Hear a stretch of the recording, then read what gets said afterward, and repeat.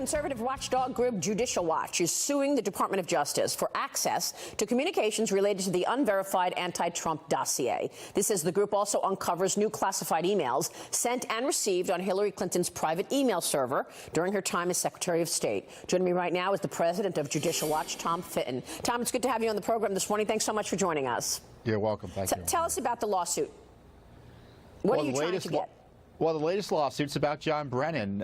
According to some liberal reporters who wrote a book late last year or earlier this year, he talked to Harry Reid about the dossier shortly before the election. Harry Reid, the former leading Democrat in the Senate, came away with a distinct impression that Mr. Brennan wanted that dossier out in the public. So Mr. Reid, being the partisan he did, dutifully wrote a letter that became quickly public. And so the leak happened. So we've asked about communications that the CIA and Brennan had with Reid about this dossier. And, of course, we've gotten a stonewall. We're in, as usual, in federal court over it. Well, you've also been able to unearth a lot of documents. Good for you, and congratulations on what you've been able to get, because so many of us would not know half of what took place had you not been pushing. Now, the president tweeted this morning. He says this: no collusion, no obstruction except by crooked Hillary and the Democrats. All of the resignations and corruption, yet heavily conflicted Bob Mueller refuses to even look in that direction. What about the Brennan, Comey, McCabe, Strzok lies to Congress or crooked emails?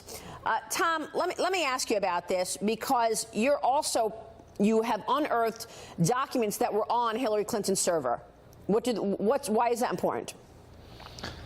Well, the government or the State Department is giving us records about every month from the Clinton email system that was recovered by the FBI. These are emails that she tried to delete or otherwise hide from the American people. So this is new material, and it includes classified information. The latest batch, we've had previous batches of classified info. We have 5 new classified emails about Northern Ireland, the Middle East, Kyrgyzstan, and to me it demonstrates the corruption at the Justice Department currently that is going full bore against President Trump, with really no evidence, while ignoring all of these in-your-face national security crimes and other crimes by Hillary Clinton and her colleagues. Yeah, I mean, can Robert Mueller ignore this while he's doing an investigation with the mandate of looking for collusion?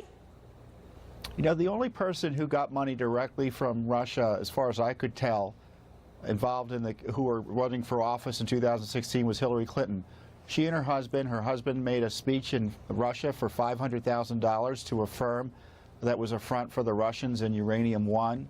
They reportedly received millions as part of an effort to get a good result on that Uranium One decision. And then, of course, she hires this cutout Fusion GPS, who was using supposedly Russian intelligence sources to launder information into the FBI and DOJ. Think about this, Maria. Peter Strzok, who's investigating Hillary Clinton's email abuses, at the same time is working with Hillary Clinton's campaign apparatus to try to take out President Trump, or then candidate Trump. Outrageous conflict. And Mueller is conflicted himself because he's using all this material created by Strzok, by Orr, by Steele, by the Clinton DNC dossier.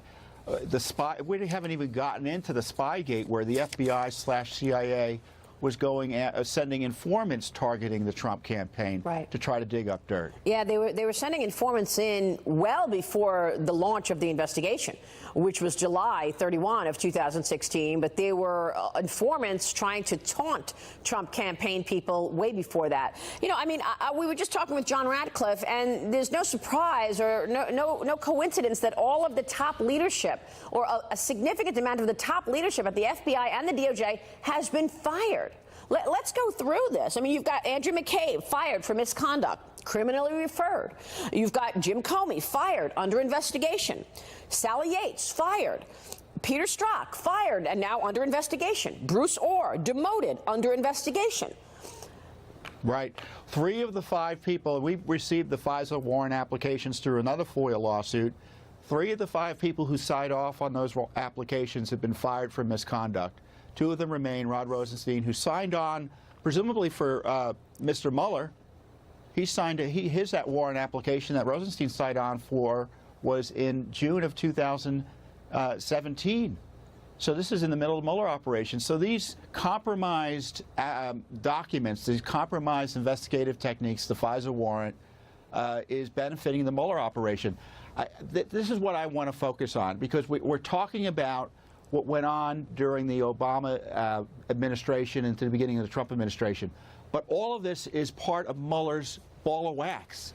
He needs to be held accountable. And I'd like to see Mr. Mueller on the list of witnesses for Congress. Why isn't he being brought in and asked about how he was hired, the scope of his work, how he administers his office, why he can't find any Republicans to hire? What was he doing with Peter Strzok that he let him out and then hid that information about the purpose, the reason for letting, kicking him off his team for 4 months? Yeah. All Basic really good questions, Tom. I know you'll be covering it, and we'll be following your work. Great to have you on the program today. Thank